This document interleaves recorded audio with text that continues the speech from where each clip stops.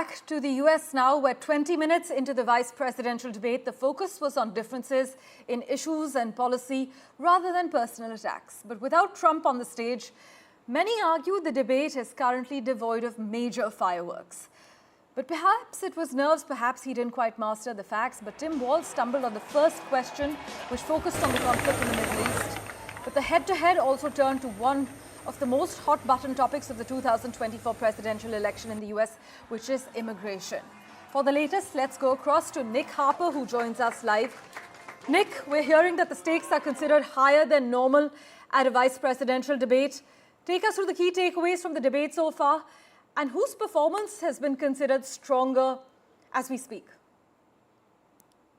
Yeah, on that first point, it's certainly being billed as something that could be more consequential than usual, largely because the opinion polls are so incredibly tight. Just 5 weeks out from the election, there is really only a percentage point separating Donald Trump and Kamala Harris in many of those swing states. He leads in some, she leads in the other.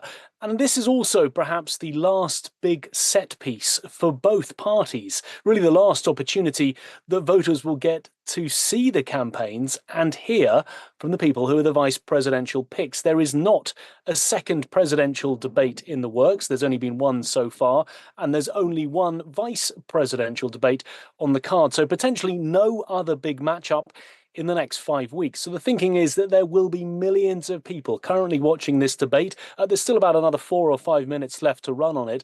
But already we've heard plenty of topics talking about the Iran attack on Israel earlier today, but also focusing on more domestic issues like the economy, abortion, and immigration.